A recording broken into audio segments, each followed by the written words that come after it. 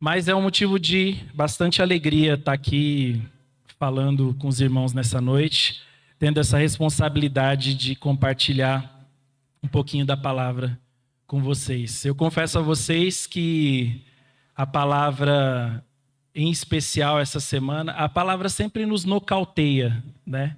Mas em especial essa semana, eu tenho certeza que o pastor passa por essas experiências também. Cada vez que a gente se inclina para estudar a fundo a palavra de Deus e a gente se depara com tantas coisas que a gente precisa mudar, com tantas coisas que a gente precisa melhorar e evoluir. E eu vi isso muito em Jesus. As pessoas ou amavam muito Jesus ou odiavam muito Jesus. E eu não sei, nessa noite pode ser que você vá sair daqui hoje me amando, mas pode ser que você vai sair me odiando. Eu espero que não. Eu espero que você me ame mais a partir dessa noite e ame principalmente mais a Jesus. Amém? Eu queria que você abrisse a sua Bíblia em Mateus. Eu fiquei pensando no tema que eu poderia falar dessa mensagem. Mateus, capítulo 5. E eu fiquei pensando, por que não colocar como a felicidade do discípulo? Porque, afinal de contas, esse texto fala de felicidade, né? Um caminho da felicidade. E pensando, eu pensei, ser é o bastante. Né? Por que ser é o bastante, o tema da mensagem de hoje? Porque hoje, e não diferente dos tempos de Jesus, nós vivemos tempos onde as pessoas são muito reconhecidas nos lugares onde elas vão, pelo ter. Você é o que você tem. Mas a mensagem de Jesus Cristo, ela é uma mensagem que vem direto ao nosso coração e traz uma transformação interna e depois externa. Hoje em dia, se você ligar a TV em algum pregador, algum lugar, você com certeza vai achar alguém pregando e alguém falando, olha, venha para Jesus, o convite para vir a Jesus é um convite de transformação externa. Venha para Jesus porque essa situação financeira que você está passando vai mudar. Venha para Jesus porque essa doença que você que está doente pode vir aqui para Jesus porque essa situação Jesus pode resolver e Ele pode resolver. Mas analisando as escrituras, irmãos, de Gênesis a Apocalipse, o que eu vejo é o convite de Deus para nós nos relacionarmos com Ele. Deus criou o homem para se relacionar com o homem. Relacionamento. E esse relacionamento teria que vir a partir de uma liberdade do homem. A liberdade de escolher a Deus. A liberdade de escolher amar o Pai.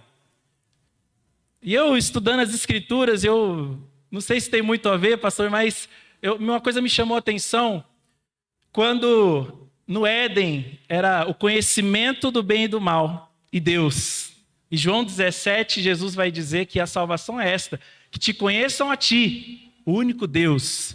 Então é sempre esse paradoxo do conhecimento. Você vai querer conhecer a Deus ou você vai conhecer ao mundo? Você vai querer se relacionar com Deus ou você vai se relacionar com os prazeres? E quando eu vejo a vida e a história do Jesus Cristo de Nazaré, é uma história que me impacta de tal forma, porque Jesus nasceu em Belém, veio ao mundo na barriga de uma adolescente, porque Maria, alguns historiadores vão dizer que ela tinha por volta de 14, 15, 16 anos, uma adolescente. Jesus veio para ser adotado por José, né? E eu começo a me identificar com essa história, porque poucos irmãos sabem, mas eu fui adotado pela minha mãe. Então fala muito comigo essa história de ser adotado. Eu falei, Jesus, até nisso o Senhor se identificou comigo, que às vezes a gente vai lendo as Escrituras, a gente não consegue, às vezes, se achar no texto. Mas se você for a fundo, você vai ver que tem muita coisa de Jesus em você, já antes de você mesmo conhecê-lo. Então Jesus foi... meu irmão, obrigado, Deus abençoe. Eu sei que você já casou, mas Deus, Deus multiplique. Falando em copo, deixa eu pegar aqui o meu copinho. Obrigado. Então, Jesus nasceu de uma adolescente. Olha que incrível, né? Se uma adolescente fica grávida na igreja, os irmãos já... Eita! Já pensou? Se Maria fosse membra da Igreja Batista Bíblica de Embu-Guaçu e ela aparecesse grávida aqui? Ia ser difícil. Porque a nossa tendência como ser humano é já vir com esse olhar julgador. E Jesus nasceu nessa sociedade pobre, nessa sociedade humilde. José e Maria eram pessoas simples. Jesus não tinha nada, ele nasceu numa família onde ele teve que pedir, José e Maria não achavam estalagem para ele nascer, pegaram emprestado um celeiro e ele nasceu numa manjedoura. A Bíblia vai falar que ele é o rei humilde, Emanuel, que veio habitar entre nós. E eu vejo esse Jesus caminhando entre as pessoas, dando atenção às pessoas que não tinham atenção. Tocando os intocáveis. Se a mulher era impura, estava em período menstrual, tinha que tirar do arraial, tinha que ficar longe de todo mundo. Tinha que se afastar. Se a pessoa estava com lepra, ficava fora da cidade. Jesus vai até essas pessoas. Aquela mulher do fluxo de sangue, impura, no contexto da época, teve que se rastejar para ir até Jesus. E conseguiu, porque tinha uma multidão em cima dele. Então Jesus, o Deus Emanuel, o Deus presente, o Deus conosco, o Deus com a gente, Deus comigo e com você, ele vem ao mundo para salvar o mundo.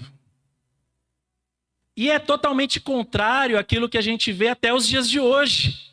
Porque os fariseus tinham uma série de requisitos para você se achegar a Deus. Chamar Deus de Pai é o Deus de Israel.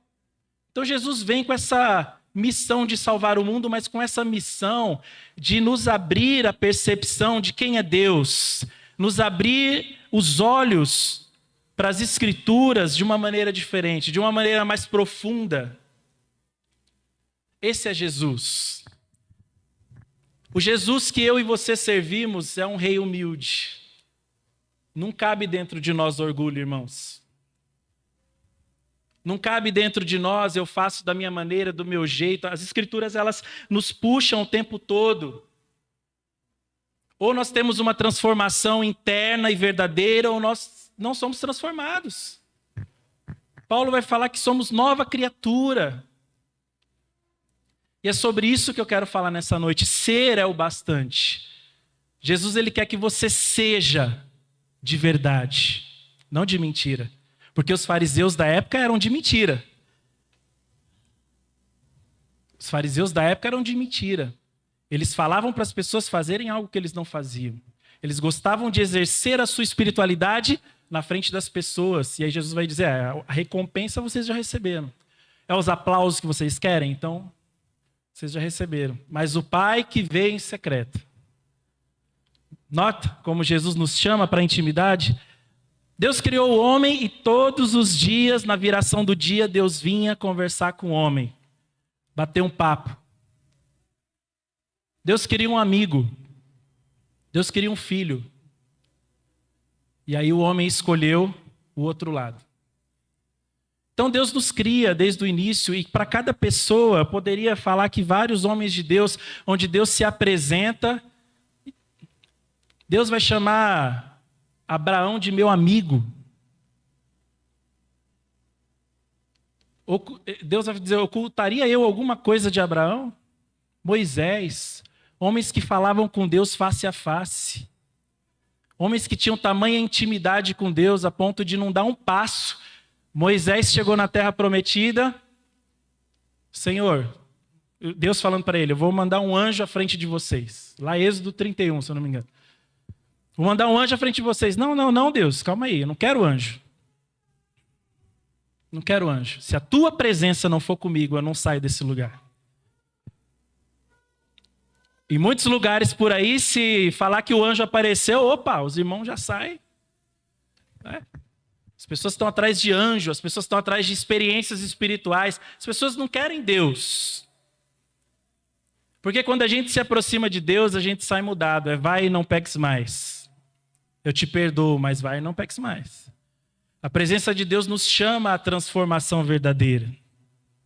Então eu queria falar disso hoje. Eu gostei, o pastor que fez, viu, gente, essa arte aí, ser é o bastante. E eu pesquisei na internet, falei, o que eu vou fazer da capa? Aí eu mandei pro pastor, o pastor já, uau, é isso mesmo, ser é o bastante. Vamos lá, Mateus capítulo 5. Eu queria colocar algumas considerações. Eu aponto para lá? Foi? Ser é o bastante. Beleza. Algumas considerações, né? A gente vê que muitas pessoas seguiam a Jesus.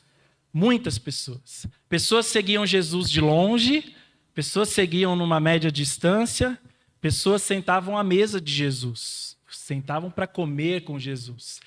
E eu queria te perguntar, quem é você na multidão? Quem é você dentre os seguidores do Jesus Cristo?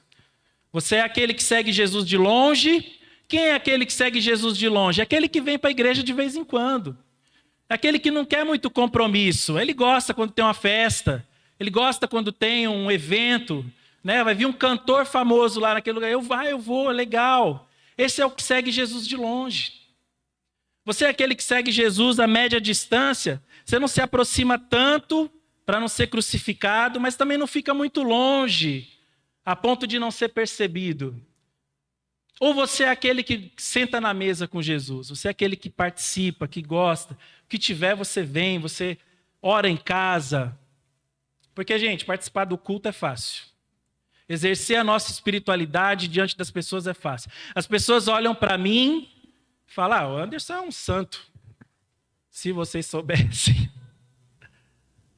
A gente tem que estar em constante busca do Senhor. Então o culto começa quando a gente terminar aqui. 7h30, 8 horas que a gente terminar e que você for para sua casa, o culto está começando, e aí é que você mostra quem você é. Porque eu ouvi uma frase certa vez que dizia assim, nós somos o que somos de verdade quando ninguém está vendo. Você é de verdade quando ninguém está olhando. Então quando você sai, aqui está todo mundo te vendo, mas quando você sai lá para fora e você tem a oportunidade de exercer justiça na sua empresa, você tem a oportunidade de ser um bom aluno, você tem a oportunidade quando você está de frente da internet sozinho, aí você é de verdade. Então quem é você? Você é discípulo ou você é multidão? Você é aquele que segue Jesus de longe ou você é aquele que quer estar à mesa de Jesus? Que quer estar à presença de Jesus? O Sermão da Montanha ele foi um sermão direcionado prioritariamente aos discípulos. É a felicidade do discípulo. Jesus está falando aos discípulos. Algumas considerações. Quem é o discípulo? Talvez você já ouviu essa palavra, mas você nunca parou para pensar o que é. Discípulo é a reprodução do seu mestre em sua missão e em seu caráter. E, irmãos, é muito interessante, porque Jesus, em Mateus 28:19, ele vai voltar e ele dá uma ordem aos discípulos. Ide por todo mundo e fazei discípulos de todas as nações, batizando-os em nome do Pai, do Filho e do Espírito Santo. Irmãos, Jesus vai vir buscar discípulo. Jesus vai vir buscar discípulo se nós não estamos procurando ser a reprodução de Jesus Cristo em seu caráter e em sua missão. Por que os cristãos do primeiro século foram chamados de cristãos? Porque eles eram a reprodução de Jesus Cristo em seu caráter e sua missão. O Sermão da Montanha é a extensão do próprio Jesus. A própria vida de Cristo respaldava a sua mensagem. Lá em Mateus 7:28, você tem aí, Vini? Ele coloca... Esperar o Vini colocar para a gente colocar. Mateus 7:28. Quando Jesus acabou de proferir estas palavras, estavam as multidões maravilhadas da sua doutrina, porque os ensinava como quem tem autoridade. Autoridade de quem vive as palavras que está pregando. E, irmãos, esse é o nosso maior desafio. Esse é o nosso maior desafio. Ler as Escrituras e se permitir ser transformado por ela. Em Mateus capítulo 5, tenho mais algumas considerações. Irmãos, o slide para mim é um desafio. Mas eu vou chegar lá. Mas é importante ter o slide para vocês verem. João 5,17, Jesus veio aprofundar nossa percepção e compreensão das Escrituras. Sim, Jesus veio aprofundar. Quando nós lemos no restante do sermão, nós vamos entrar mais... Que escrituras que ele está falando? Das leis dos escribas, dos fariseus? Não. Jesus ia aprofundar o conhecimento das escrituras reveladas, lá os 10 mandamentos. Então, os mandamentos diziam, não matarás. Jesus vai dizer, olha, se você se irá contra o seu irmão, você já pecou. Olha, não adulterarás. Jesus vai dizer, se você olhar para uma mulher com um olhar impuro, você já adulterou com ela. Então, Jesus está aprofundando o conhecimento das escrituras. Sobre o dízimo, 10%, Jesus vai dizer da viúva pobre.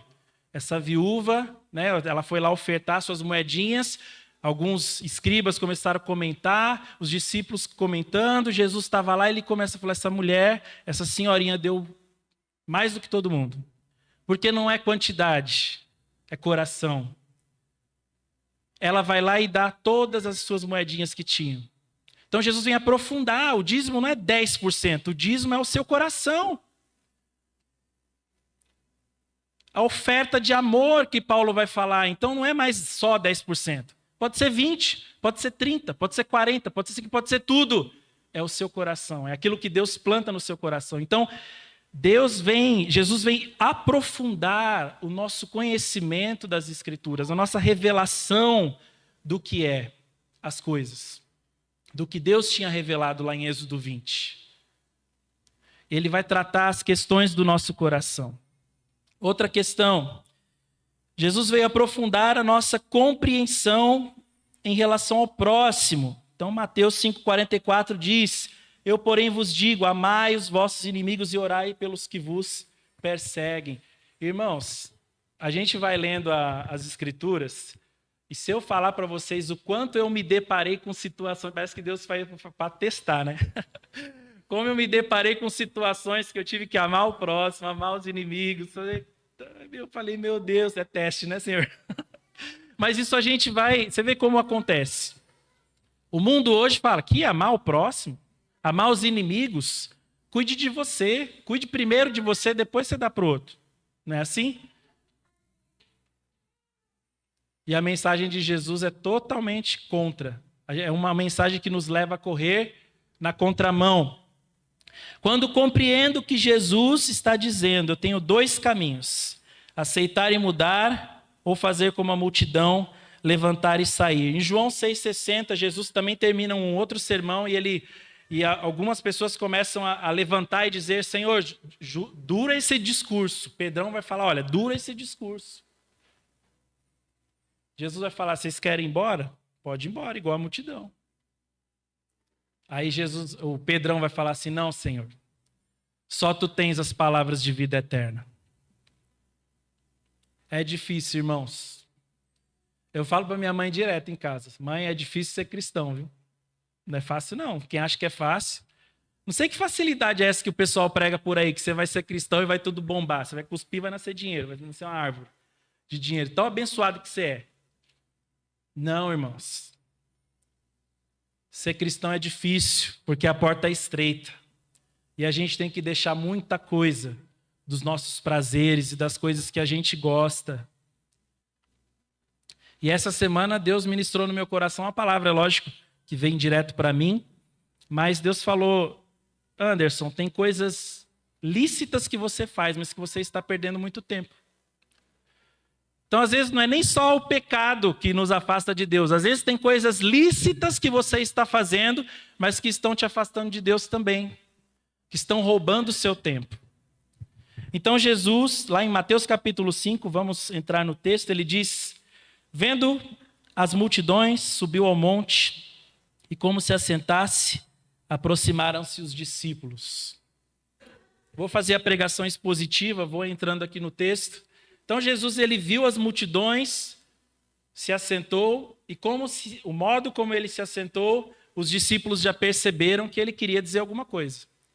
Então os discípulos vão lá e se sentam. Então note que ele fala das multidões, mas ele fala que os discípulos se aproximaram dele. E ele começou a ensiná-los e dizer, bem-aventurados humildes de espírito, porque deles é o reino dos céus. Bem-aventurados os humildes de espírito, porque deles é o reino dos céus. Deixa eu passar lá o slide. Bem-aventurados os humildes de espírito, porque deles é o reino dos céus. Essa palavra bem-aventurados, ela quer dizer felizes. Felizes, olha só, gente. Felizes os humildes. Hoje em dia a gente vê por aí que parece que mais feliz é o que não é humilde, é o que mais tem. Mais feliz é aquele que viaja sempre. Mais feliz é aquele que tem tudo. E Jesus está falando que mais feliz é o humilde. Aí você pode falar, Anderson, mas é humilde de espírito. Calma, vamos chegar lá. A palavra grega aí para humildes quer dizer pitochós. E ela tem essa relação com a palavra mendigo, aquele que se encolhe. Já viu se você já participou de alguma ação social, alguma coisa assim, que você teve que ir atrás de moradores de rua, às vezes a gente encontra eles na rua, sentados, encolhidos, humildes. E esse termo foi usado justamente isso. Me parece que Jesus ele não está preocupado muito com a vida aqui na terra. A gente começou o texto, a mensagem dizendo que Jesus é o rei humilde. A palavra reino dos céus e reino de Deus, ela aparece cerca de 80 vezes nos evangelhos das mensagens de Jesus. Então Jesus ele não está muito preocupado, ele vai dizer, olha, por que vocês estão andando ansiosos pela vida? Observai as aves dos céus, observai os lírios dos campos, o Pai os sustenta. Agora, não é uma mensagem, então se Jesus vai me sustentar, vou largar meu emprego e ficar aqui de boa. Não. Mas me parece que o termo da palavra quer dizer aquele que corre atrás das coisas com foco, com objetivo, no sentido de que isso torna o seu objetivo de vida. Seu objetivo de vida maior não é bens. Seu objetivo de vida maior é o céu. Sua vida não é aqui. Eu ouvi uma frase um dia, não tem muita relação, não está na Bíblia, mas eu achei que tem um pouco de sentido. Nunca coloque a sua felicidade em coisas que você possa perder. Eu vi essa frase aí um dia, eu falei, faz um pouco de sentido. E as pessoas, às vezes, Jesus está falando, felizes os humildes, aqueles que reconhecem que Deus é a sua única riqueza. Aqueles que reconhecem que Deus é a sua maior riqueza. Tem uma música que diz, te ouvir e te conhecer é a maior riqueza que um homem pode ter. Bem-aventurados, felizes os humildes de espírito. O que nós cantamos hoje no culto? Se Deus fizer, Ele é Deus. Se não fizer, Ele é Deus. Quando eu conheci essa música a primeira vez, eu fiquei meio na dúvida se eu ia cantar aquela parte, se a doença vier, que eu não quero que venha a doença. A gente não fica meio assim, se a doença... Opa, Deus, mas a doença eu não quero não. A gente sabe como é doído, você ficar no hospital, você ficar numa UTI. Se Ele fizer, Ele é Deus. Se Ele não fizer, Ele é Deus. Se Ele te der, se Ele permitir que você alcance os seus sonhos, Ele é Deus. Mas talvez Ele não tenha esses sonhos aí para você. Talvez Ele tenha outros sonhos para você. E talvez os sonhos dele sejam coisas que você nem imagina, mas às vezes a gente fica tão focado ali. E é um orgulho, porque muita gente chega diante de Deus e fala, Deus, tem má interpretação, pega aquele versículo lá, batei, abri-se-vos-á, e fica importunando Deus todo dia, Deus me dá.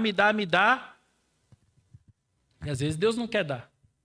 Porque Ele é mau? Não. Porque Ele tem o melhor. Só que a gente só conhece a vontade de Deus quando a gente deixa de ser multidão e passa a andar na presença. Porque enquanto a gente está sendo multidão, eu não tenho compromisso. Eu vou de vez em quando. Enquanto a gente está sendo multidão, seguindo Jesus de longe, sem compromisso, sem responsabilidade, oro quando quero, faço quando quero. Aí as pessoas querem respostas rápidas, porque hoje em dia é assim, é McDonald's. Eu paro lá na fila do drive-thru, peço, 5 minutos, está na minha mão. E as pessoas querem que Deus faça assim, é o gênio da lâmpada. As pessoas vêm para a igreja com esse intuito. O que será que Deus vai me dar? Antigamente era assim também. As pessoas faziam grandes ofertas. No templo eles vendiam. Você acha que quando Jesus entra lá no templo e começa a quebrar tudo? Porque eles estavam fazendo comércio dentro do templo? Por causa disso. Porque os fariseus aproveitavam dessa situação para vender as pombinhas, as rolinhas, os animais para o sacrifício no templo. Comércio. Para quê? Porque você vai oferecer um sacrifício, Deus vai te ouvir. Primeiro você oferece sacrifício, depois Deus te ouve. Aí sabe o que Deus vai falar lá em Isaías 66? O céu é o meu trono e a terra é o banquinho dos meus pés. Qual é a casa que vocês vão me edificar, se tudo é meu? Eu, o Senhor, olho para o humilde e para aquele que treme diante da minha palavra. Deus não está interessado, irmãos, no nosso trabalho. Deus não está interessado nas coisas que a gente pode dar para Ele. Quer ver outra prova? Marta e Maria. Marta estava lá correndo, trabalhando, fritando coxinha. Acho que era evento da igreja, devia ser Seekers. Estava tendo um Seekers lá na casa da Marta e da Maria. Marta estava correndo para cima e para baixo, fritando coxinha, fritando pastel e pondo os refrigerantes nos copinhos. E a Maria estava lá, sentadinha, ouvindo. Aí a Marta, Jesus, não te incomoda que a Maria está aí sentada? Jesus falou, olha, Marta, o que você está fazendo é importante, mas o que ela está fazendo é mais importante. Ela escolheu a boa parte não vai ser tirada. Eu falo isso para os jovens lá no Seekers direto. Deus não quer o seu trabalho, Deus quer você.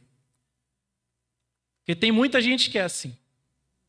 Trabalha muito para Deus, mas não tem tempo com Deus. Humildes. Deus quer a nossa humildade. Deus quer o nosso coração. Deus quer a nossa dependência.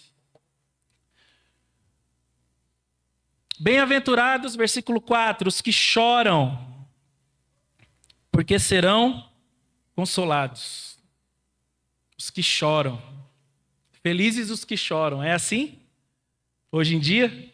Você vê alguém chorando, você fala, olha como ela está feliz. Tem gente que fala chorando de felicidade, né? Mas, em geral, aquele que chora não é feliz. Por que feliz os que choram? Aí ele dá a resposta, porque serão consolados. Um versículo interessante, João 11:35, Jesus chega ali no velório de Lázaro, e aí a Marta vem falar com ele, depois a Maria vem falar com ele, e a Bíblia diz em João 11:35 que ele chorou.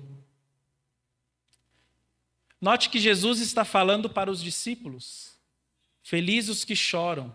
O sentido da palavra aí é no sentido daquele que se compadece do outro, aquele que chora o choro do outro, aquele que tem tamanha empatia pela dor que o outro está passando, que ele chora. Porque serão consolados.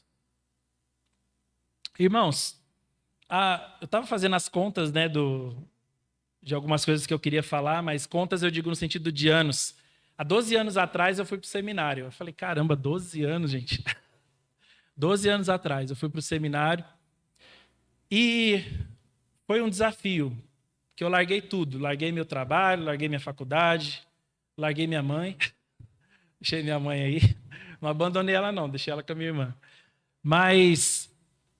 E eu chegando lá e eu estava naquela coisa de andar com Deus, eu tinha muita fome, a gente vai falar disso. Eu tinha muita sede das coisas de Deus, de aprender de Deus. Eu estava incomodado já com o meu trabalho, com as minhas coisas.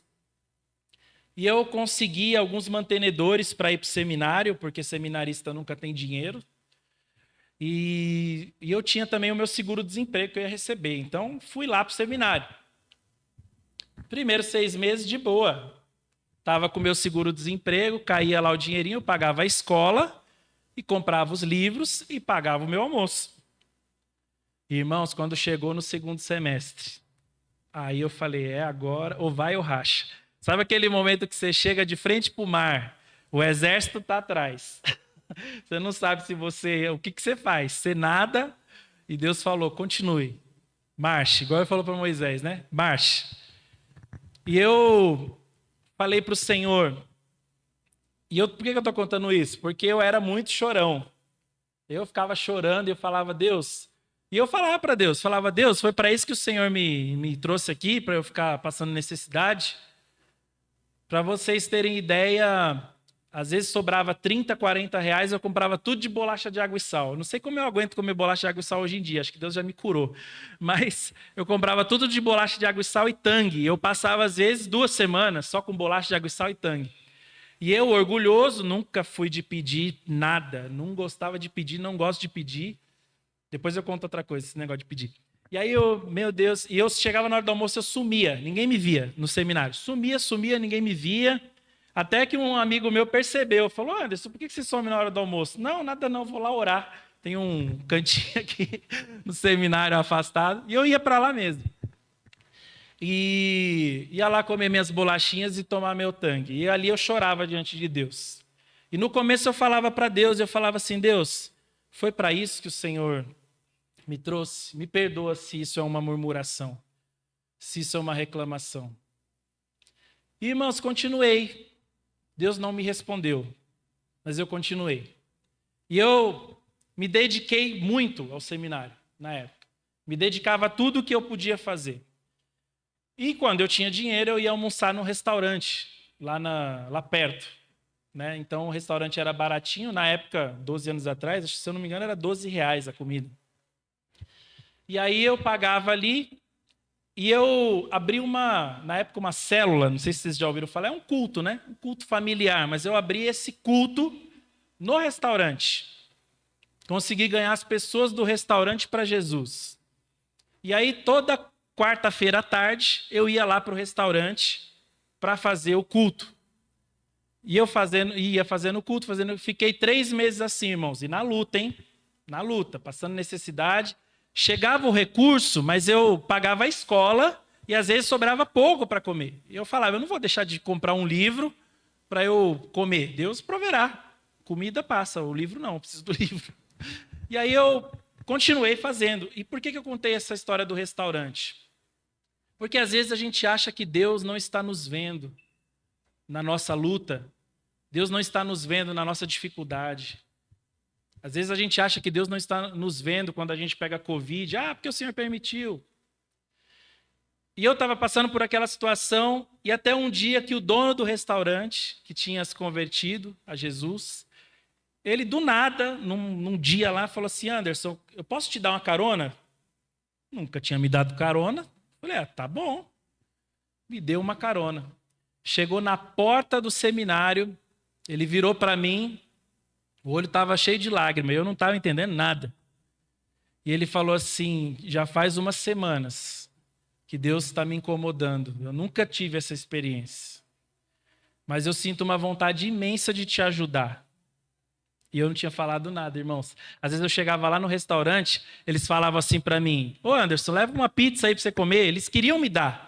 E eu falava assim, não, humilde, né? Ó a humildade. Não, morrendo de fome. Não, quero não, precisa não. Imagina, não, leva uma pizza comer com seus amigos, um lanche, quer um macarrão? Não. E falava não, mas por dentro estava, meu Deus, aleluia. E aí, ele chegou na porta do seminário e me falou assim, faz um tempo que Deus está me incomodando. E eu acho que é Deus, novo convertido. E eu queria que você almoçasse e jantasse no restaurante. Até o final do teu curso. Só ô glória? Ô glória! Ô glória! Irmãos, Deus cuida de nós. Por isso que Ele está dizendo, bem-aventurados os que choram. Por quê? Porque serão consolados. Ele não disse que você ia ser discípulo de Jesus Cristo. Você não vai ser meu discípulo e você não vai passar por situações difíceis. No mundo tereis aflições, mas tem de bom ânimo, eu venci o mundo. Irmãos, esse é só um dos testemunhos. Um dia eu estava morrendo de vontade de comer um chocolate. Jesus amado. Fazia acho que meses que eu não comia um doce. Não sobrava para comer. Também não falava nada para ninguém. Não façam isso, tá, irmãos? Aqui, eu sou assim, eu não falo nada para ninguém. Se eu estou passando algum problema, eu fico na minha hora a Deus. E o Deus que me conhece, né? Mas o pastor sempre fala, se você precisar de ajuda, grite. Porque nós somos igreja, somos irmãos, somos família, amém? Nós cantamos aqui, uma família, vivendo um compromisso do grande amor de Cristo. Eu preciso de ti, querido irmãos. Um dia no outro domingo a gente canta essa música, mas eu queria que você cantasse essa música olhando para o seu irmão. Né? Eu preciso de ti, querido irmão. Aí eu estava com vontade de comer um chocolate, uma vontade, meu Deus, as lombrigas estavam quase saindo. Terminou a aula, fui para o quarto, era um quarto que a gente dividia com 5 pessoas, e aí um dos meus amigos seminaristas colocou 2 barras de chocolate em cima da minha cama, irmãos, com um bilhetinho. Anderson, obrigado pela sua amizade. Senti no meu coração de te abençoar. Se delicie com esses chocolates. Tem o bilhetinho até hoje. Irmão, se isso não for cuidado de Deus, eu não sei o que é, mas... E eu vim aqui para te dizer, sim, que a mensagem do Jesus Cristo é uma mensagem que vai nos transformar de dentro para fora. E Ele está dizendo, olha, se você feliz, fica feliz porque você está chorando, porque você vai ser consolado. Se alegre. Avançando, Ele vai dizer, bem-aventurados os mansos, porque herdarão a terra. Irmãos, é difícil, viu? Esse negócio de manso aí foi uma das coisas que mais me pegou. E você está no trânsito, os atribulados te fecham, seja Jesus, que vontade, e aí manso e humilde. Ele vai dizer, olha, Salmos 37:11, deixa eu abrir aqui rapidinho. Salmo 37 é um dos meus salmos favoritos, eu gosto muito. Ele vai falar, olha, entrega o teu caminho ao Senhor, confia nele, o mais ele fará. Deleita-te também no Senhor e ele satisfará os desejos do teu coração. Confia no Senhor. Né? E no Salmo 37, versículo 11, ele vai dizer exatamente isso. Mas os mansos herdarão a terra e se deleitarão na abundância de paz. Eu não sei se Jesus falou isso, dando uma pitadinha em Moisés, né? Porque isso que Jesus estava falando, irmãos, os mansos, os humildes, os pobres, esse era o público de Jesus. Quando Jesus falava algumas coisas, para nós pode soar meio assim os mansos e tal, mas eles sabiam exatamente do que Jesus estava falando. A Bíblia fala que Moisés era o homem mais manso da terra. E ele herdou a terra. Né? Foi usado por Deus para levar o povo de Israel para a terra. Então ele vai dizer, olha, os mansos herdarão a terra. E é interessante que hoje em dia a gente vê que os mais agressivos são os que conquistam. Você ouve muitas palestras por aí, olha, você tem que ser agressivo, você tem que ir para cima, você tem que ser foco, você não pode abrir mão dos seus direitos. Hoje se fala muito disso, você tem que lutar pelos seus direitos. E Jesus está falando dos mansos, é que vão conquistar. Quem é o manso? É aquele que abre mão do seu direito. E, irmãos, só essa semana de observar as Escrituras com um pouco mais de atenção, quantas situações eu me vi na oportunidade de testar a minha mansidão. Coisas que às vezes a gente está tão acostumado a ver e a gente já, né, pipoca. Pedro chega para Jesus, olha como era Pedro. Jesus, quantas vezes deve perdoar o irmão? Até 7 vezes? Se ele quisesse saber, por que ele já está falando, né? Até 7 vezes, já chega para Jesus dando a resposta. Não, Pedro, 70 vezes 7. Aí Pedro acho que foi fazer as continhas, né? Pela cara foi fazer as contas, não entendeu o que Jesus quis dizer. Manso. Mateus 11:29. Tomem sobre vós o meu jugo e aprendam de mim, pois eu sou manso e humilde de coração, e vocês encontrarão descanso para as suas almas.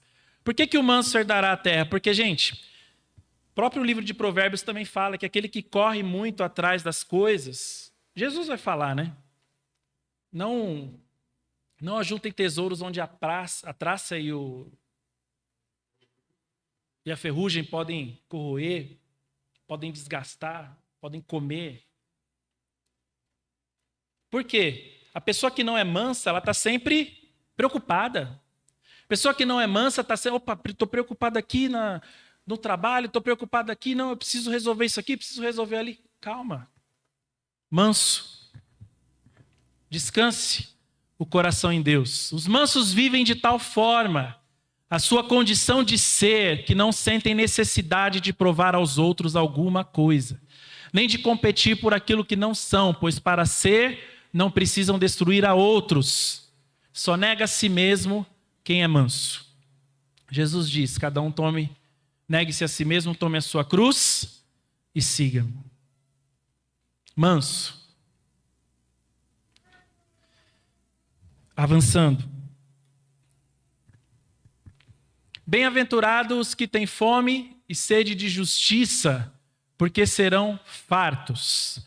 Felizes os que têm desejo pela manifestação da justiça divina, justiça essa que se manifesta em Cristo na salvação pela fé.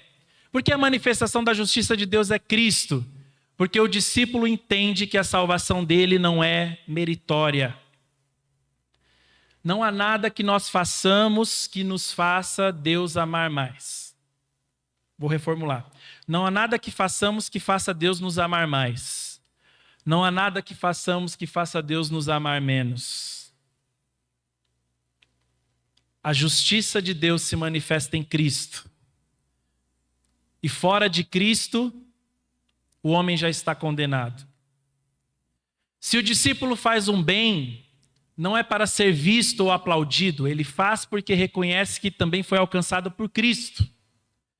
Por que Jesus, alguns vão chegar para Jesus um dia e vão dizer, Jesus, mas nós pregamos em teu nome, nós profetizamos no teu nome, nós curamos no teu nome, e Jesus vai dizer, apartai-vos de mim porque eu não vos conheço. Porque a justiça de Deus não se manifesta nessas coisas.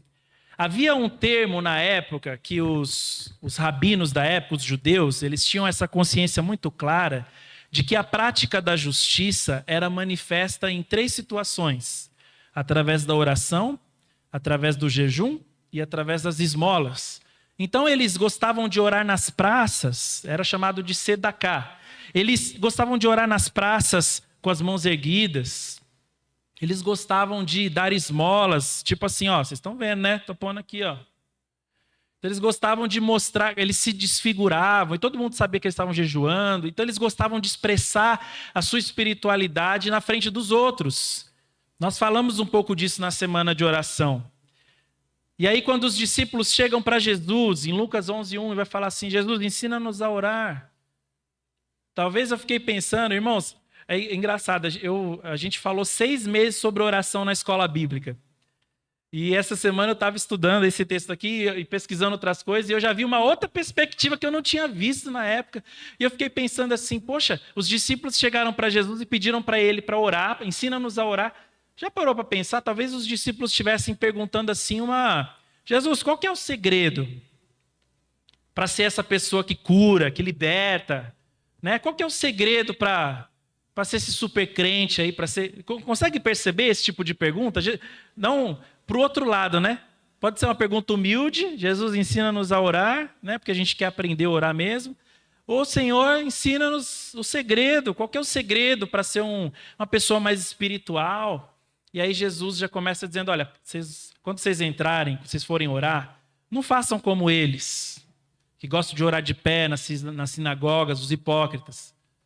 Mas entrem no quarto, fecha a porta. E ore ao Pai que está em secreto, e o Pai que vem em secreto te recompensará.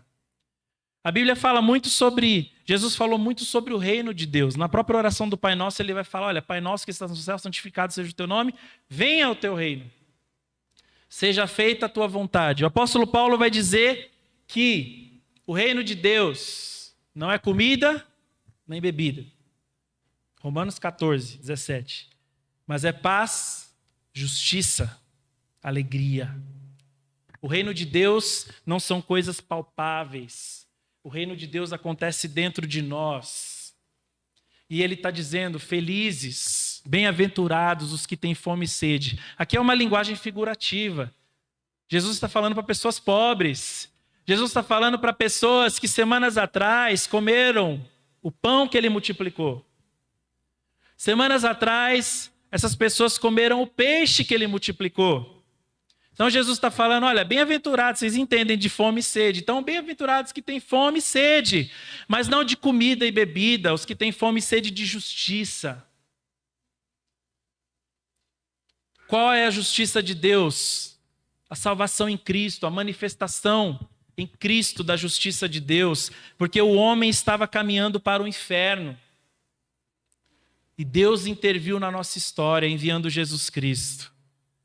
Só que essa justiça se manifesta através de um rei humilde, de um rei que nasceu numa manjedoura, de um rei que entrou na cidade de Jerusalém num burrinho emprestado. Um rei humilde, que tinha na época uma mãe adolescente e um pai adotado.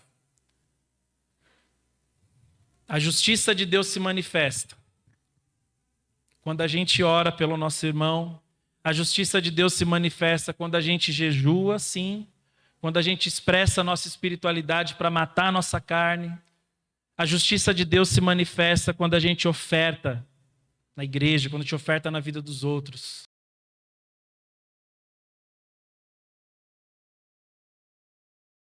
Irmãos, eu já vivi isso inúmeras vezes. Não falar nada. E Deus sempre levanta alguém para abençoar. Deus sempre levanta alguém para ajudar. Bem-aventurados que têm fome e sede de justiça, porque serão fartos.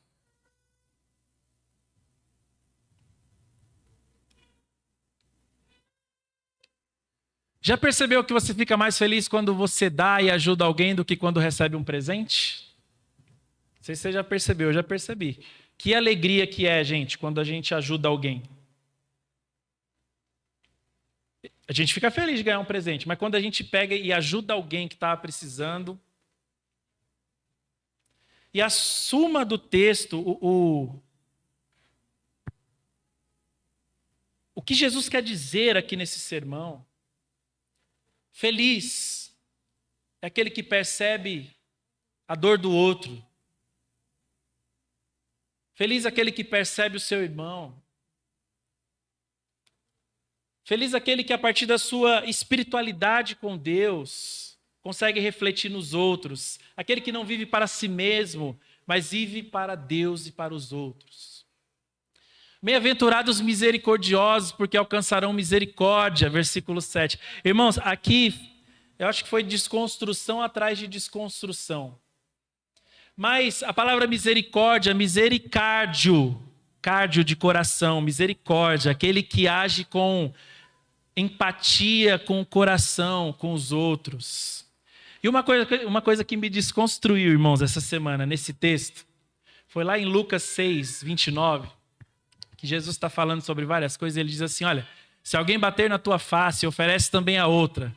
Se alguém tirar a capa, não impeça que tire a túnica. Eu já li esse texto tantas vezes, mas eu parei para estudar e eu falei, meu Deus, o que Jesus quis dizer, né, com isso? Será que Jesus falou assim, olha, se bater na tua face, você vira outro e fala assim, bate aqui também, bate aqui. Será que é assim que Jesus falou? Bateu aqui, você bate aqui também. Não, irmãos. Jesus está falando sobre perdão. Se alguém te feriu de tal forma, a ponto de te esbofetear numa face, perdoe a tal ponto de dar a outra face. Uau! Não sei se isso mexe com você, porque eu me vi já em várias situações onde já tinham me esbofeteado numa face e eu fiquei pensando assim, vou dar a outra face nada? Vou. E Jesus está falando, se alguém lhe bater numa face, oferece também a outra. Sabe o que é isso? Se alguém lhe ferir a tal ponto, perdoe a tal ponto de dar outra chance. Porque os misericordiosos alcançarão misericórdia.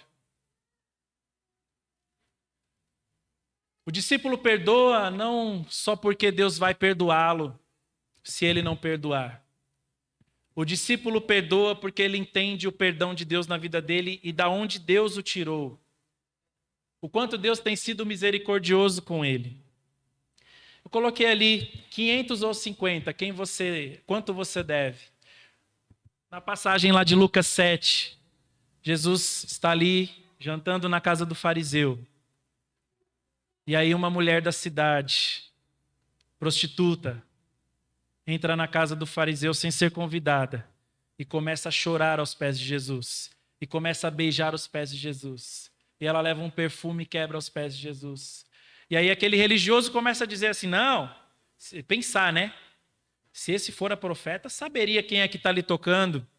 E aí Jesus começa a falar uma parábola, porque Jesus sabia os pensamentos dele. A Bíblia diz que ele, conhecendo-lhe os pensamentos, lhe propôs uma parábola. Simão, uma coisa tenho a dizer-te. Certo credor tinha 2 devedores. Um devia 500 denários e outro devia 50. Um devia 500 reais e outro devia 50 reais. Qual dos 2 o amará mais? E aí Simão vai responder, suponho que aquele a quem mais perdoou. E aí Jesus disse, julgaste bem. Vês essa mulher? Eu entrei na tua casa, você não me deu água para os pés, você não me deu o ósculo. Havia um protocolo quando você recebia uma visita na sua casa. Né? Quando a gente recebe uma visita em casa, ao mínimo, a gente não tem muito protocolo, né, brasileiro, mas a gente vai para a porta, receber, oi, tudo bem, seja bem-vindo, a gente cumprimenta, abraça. Tinha um protocolo e o fariseu convidou Jesus, não fez nada daquilo. E ele diz, vês essa mulher? Ela foi muito perdoada porque ela muito amou. Só quem entende o perdão de Deus e da onde Deus o tirou, consegue viver isso. Ser misericordioso para exercer misericórdia. Eu sei que não é fácil, irmãos. Não pense que é fácil, não, que eu estou lendo aqui, que tudo é fácil. Alguém te bater numa face, você virar e dar outra. Alguém pisar no seu calo. Você, mulher, ser traída, e aí o teu marido vem arrependido e fala, perdoa aí, e você dá outra chance. Note que Jesus está falando assim, olha, se alguém bater numa face, ofereça-lhe a outra. Ele não está falando de você dar a outra e depois dar a outra. Ser santo. O que quer dizer santo? Ser separado. Deixa eu pegar meu celular para eu olhar a hora aqui, senão nós vamos sair daqui 9h30. Mas ser santo, separado. Irmãos, precisamos buscar a santidade. Cuidado com as coisas que você olha, cuidado com as coisas que você posta, cuidado com as coisas que você assiste. Ah, mas não tem nada a ver. Começou assim também no Éden, não tem nada a ver. A serpente chegou lá para Eva e falou assim, Eva, você não pode comer ali, não? Não, tem nada, não, Deus falou que era assim, assim. Não, tem nada a ver. Quando você lembrar do nada a ver, você lembra disso. 1 João 2,15 diz, não ameis o mundo, nem o que há no mundo. A concupiscência da carne, a concupiscência dos olhos e a soberba da vida não procedem de Deus, mas do mundo. Quem ama o mundo, o amor do Pai não está nele. Romanos 12,2 é a divisa dos jovens. Rogo-vos, pois, irmãos, que não vos conformeis com este mundo, mas transformai-vos pela renovação do vosso entendimento, para que experimenteis qual seja a boa, perfeita e agradável vontade de Deus. Eu não consigo ter uma vida em santidade se eu estou pensando como o mundo, se eu estou me vestindo como o mundo, se eu estou andando como o mundo, se eu estou fazendo as coisas como o mundo faz. Se o meu namoro é igual ao do mundo, se a maneira como eu crio os meus filhos é igual ao do mundo, sede santos, como santo é o Senhor, como santo é aquele que vos chamou. E aí Jesus está dizendo, felizes são os limpos de coração, porque verão a Deus. Lá em Provérbios fala que os limpos de coração, aqueles que têm pureza dentro do coração, eles são gráceis no falar. São puros no falar. Cuidado, irmãos. Um palavrãozinho aqui, tem nada a ver. A boca fala do que está cheio o coração. Se o meu coração está cheio do mundo, é o mundo que vai sair da minha boca. Se o meu coração está limpo, cheio de Deus, cheio da presença do Senhor, então a minha perspectiva da vida vai ser diferente. Quando eu me aproximo de Deus de tal forma, a tal ponto, nós falamos isso na semana de oração também, oração é muito mais do que falar. Anderson, eu não consigo orar. Comece, 5 minutos, fale com Deus como quem fala com um amigo. Você não liga para os amigos e conversa um monte? Converse com Deus. Eu gosto muito de sair para caminhar e falando com Deus. Se alguém passa por mim, acha que eu sou doido. Mas eu estou lá falando com Deus. Separe um tempo a sós. Na minha casa não dá, então vai andar, vai caminhar. Fale com Deus. Ouça Deus. As minhas maiores experiências com Deus não foi eu falando. Foi eu parando para ouvir. Foi eu descansando o meu coração. E Deus vem e sopra no meu ouvido.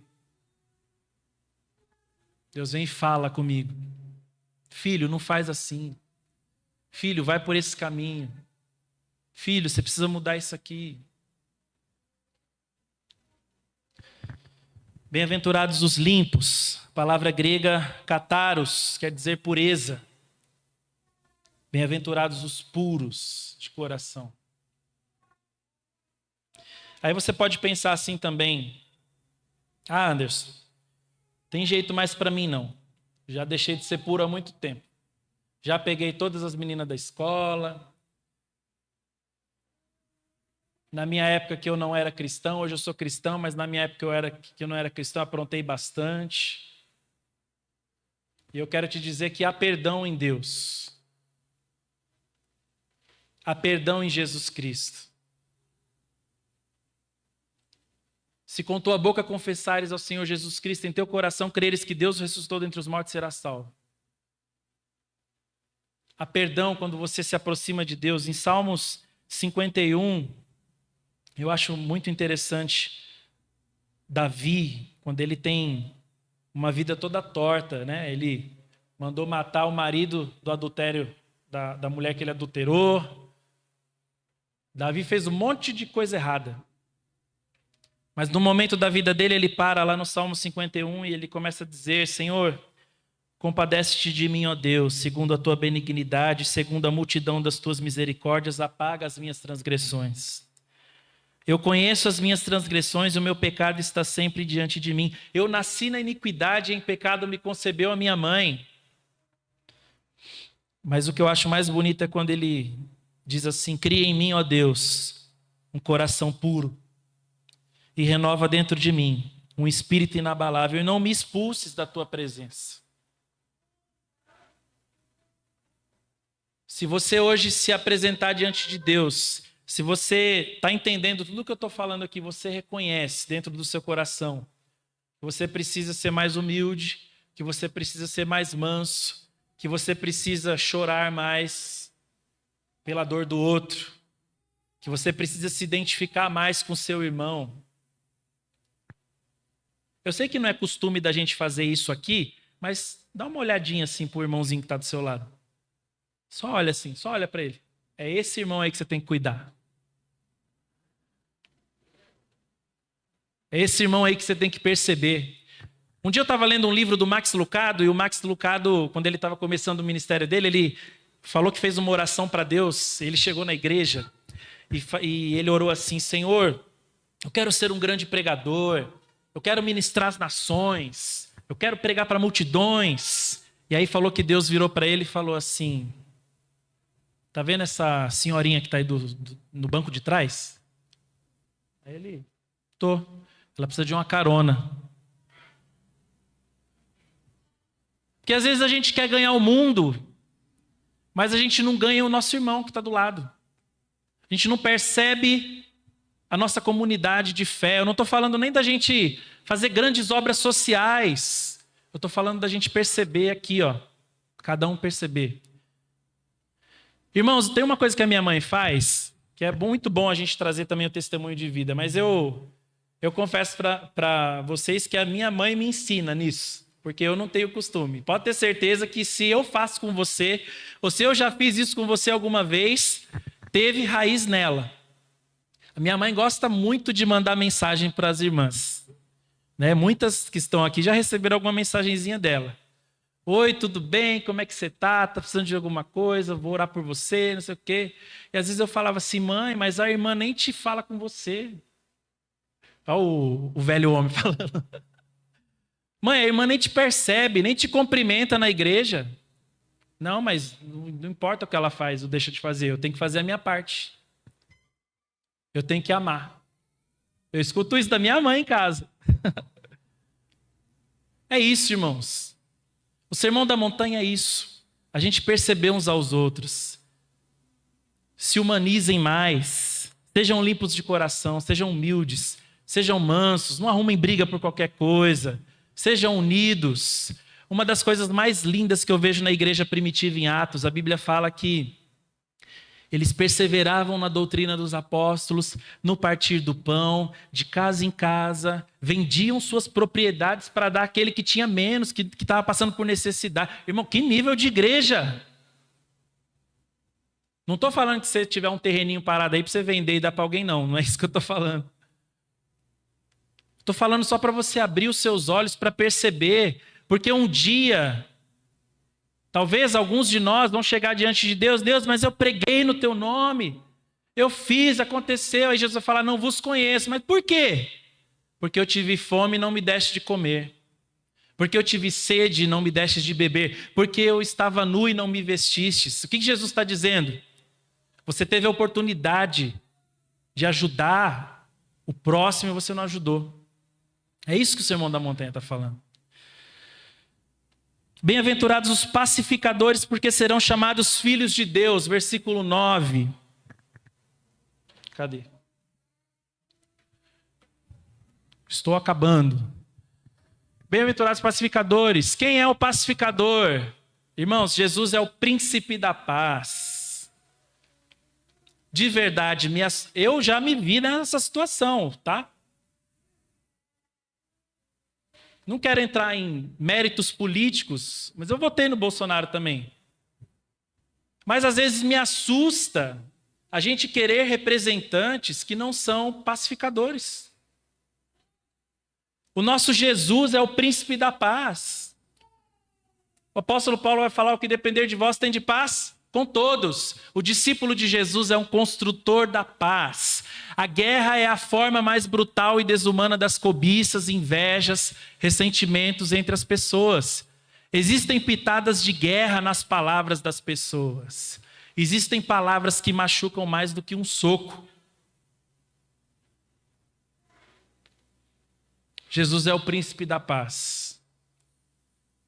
E o discípulo de Jesus, ele é essa pessoa que leva a paz. Ele pacifica o lugar onde ele chega. Já viu aquelas pessoas que chegam num lugar, parece que o ambiente ficou pesado, mais atribulado? A pessoa já chegou causando confusão. Não é discípulo de Jesus Cristo. O discípulo de Jesus Cristo promove a paz. Bem-aventurados os perseguidos por causa da justiça, porque deles é o reino dos céus. Lembra que a gente falou que a justiça, que a manifestação da justiça de Deus é Cristo? Bem-aventurados os perseguidos por causa de Cristo, porque deles é o reino dos céus. Hoje em dia, irmãos, nós vivemos um tempo onde nós não vivemos uma perseguição aberta religiosa. Mas vai falar na faculdade que você é virgem. Vai falar na faculdade que você segue a Bíblia. Vai falar na faculdade seus valores cristãos. Se algum ímpio, se alguém que não conhece a Deus, vê alguém fazendo um mal com você, e ao invés de você responder com maldade, você responder com bondade, o pessoal vai falar, você é besta. São perseguições sutis. Mas hoje no Brasil a gente não tem problema de sair andando com a Bíblia. Tem países que os cristãos têm que se reunir escondidos. Mas ele está dizendo, bem-aventurados sois quando por minha causa vos injuriarem e vos perseguirem e mentindo disserem todo mal contra vós, regozijai-vos e exultai, porque grande é o vosso galardão nos céus. Irmãos, é pesado, mas não sintam vergonha de ser quem vocês são em Deus. Não sintam vergonha de ser cristãos no lugares onde você está plantado. É na faculdade, é no trabalho. Seja cristão de verdade. E por que eu estou falando isso? O discípulo de Jesus Cristo não se vergonha de ser quem é em Cristo. Vivemos num mundo onde nadamos na contramão. O mundo caminha para quebra de valores, egoísmo, destruição, mas os discípulos são diferentes. E é nisso que Jesus está falando. Eu acho incrível essa construção que Jesus faz sobre a felicidade. Olha, feliz não é o que tem mais, feliz é o que é mais humilde. Feliz não é o que está rindo à toa, feliz é o que chora. Feliz não é aquele que vive os prazeres, feliz é aquele que é limpo de coração. E aí ele termina costurando dizendo, olha, vós sois o sal da terra. Mas se o sal vier a ser sem sabor, como lhe restaurará o sabor? Para nada serve, senão para ser lançado fora e pisado pelos homens. O que Jesus está dizendo? Aqui Jesus dá uma cutucada nos fariseus. Que os fariseus, eles eram sal, mas eles eram sal sem sabor. Um jovem rico chegou para Jesus em Lucas 18 e falou assim, Jesus, o que eu faço para herdar a vida eterna? Jesus falou assim, olha, você segue os mandamentos? Sim, Jesus, eu sigo os mandamentos desde a minha mocidade. Ótimo. Uma coisa te falta. Vende tudo que tens e dá aos pobres. Jesus não queria que ele... Eu não creio, tá, irmãos? Que Jesus queria que ele pegasse os bens dele e vendesse assim tudo de cara. Mas pode ser que sim, mas o que eu entendo que Jesus queria era que ele libertasse o coração dele dessas coisas. No próprio texto de Lucas 18, no final, ele vai dizer, olha, ninguém que tenha abandonado pai, mãe, ninguém que tenha se desfeito das suas coisas por amor de mim, que já no presente não receba muito mais. Se você se apresentasse diante de Jesus hoje, e Jesus falasse assim para você, olha, uma coisa te falta. O que é que lhe falta? Não precisa me falar. Daqui a pouco nós vamos orar e eu quero que você fale para Deus, porque eu tenho certeza que Deus está falando ao seu coração. Talvez você se identificou com os humildes de espírito, talvez você se identificou com os que choram, com os mansos, talvez você se identificou com aqueles que buscam a justiça, talvez você se identificou com os limpos de coração, com os pacificadores, com os perseguidos. Mas Jesus, ele quer que nós sejamos sal. Porque a multidão não pode ser sal da terra. O que é o sal? Se a gente põe sal demais numa comida, fica boa? Não, né? O sal tem que ser na medida. Mas sabe uma coisa interessante que eu acho do sal? Se você vai fritar um bife, aí você põe o sal fica com sabor de bife ou o bife fica com um pouquinho de sal? Com o sabor do sal. O bife fica com o saborzinho do sal. É assim que é o discípulo. Onde ele chega, ele não é influenciado, ele influencia. Vós sois sal da terra. Não é o cristão que vai chegar lá no mundo e ele vai deixar de ser sal, porque ele se misturou lá no meio das coisas do mundo e o mundo entrou nele de tal forma que ele deixa de ser sal. Não, é o contrário. É o sal que dá o sabor. Nos tempos antigos, o pessoal não tinha geladeira, não tinha Brastemp, não tinha Consul, não tinha essas modernidades. Então, eles conservavam a carne com sal, eles conservavam os alimentos com sal. Característica do sal, dar sabor. Característica do sal, não deixar apodrecer. Você já parou para pensar que aonde você está plantado só não apodreceu porque você está lá, porque você é sal? Quando você exerce o reino de Deus, você está sendo sal. Você está temperando a vida das pessoas com o quê? Por isso que eu falo que o Sermão da Montanha não é um sermão para a multidão, é um sermão para os discípulos. Porque ele termina dizendo, vós sois o sal, vós sois a luz do mundo.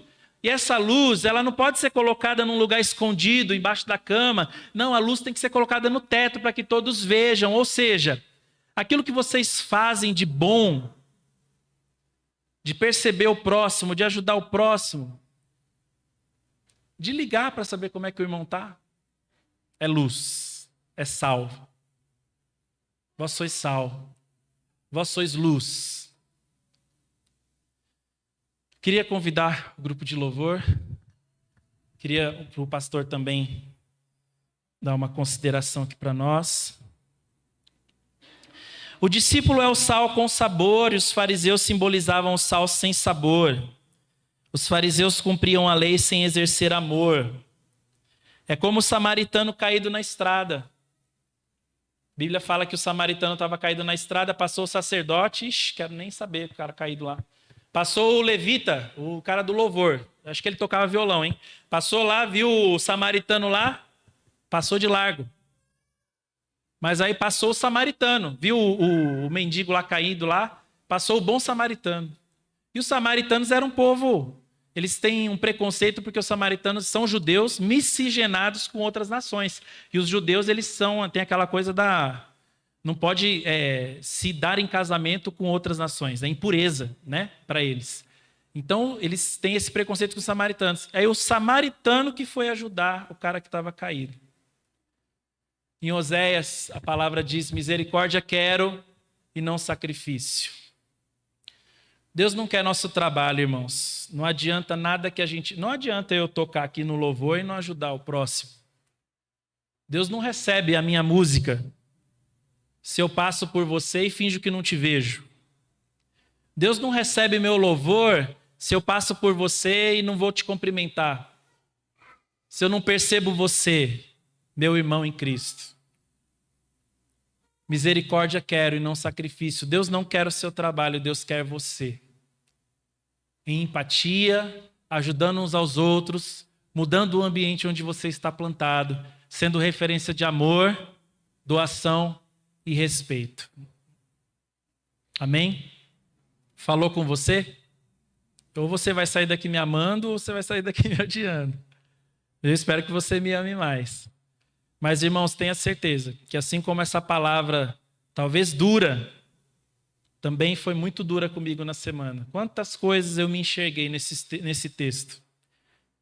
E o Sermão da Montanha não é um sermão onde a gente tem que buscar ter essas qualidades. Aí você, não entendi. Você não tem que ter a mansidão, você tem que ser manso. Você não tem que ter a misericórdia, você tem que ser misericordioso. Sabe por quê? Porque é aqui dentro. Misericórdia não é algo que você compra na prateleira, vai lá e dá. Misericórdia vem de dentro. Amor vem de dentro. Compaixão, empatia. Amém, irmãos?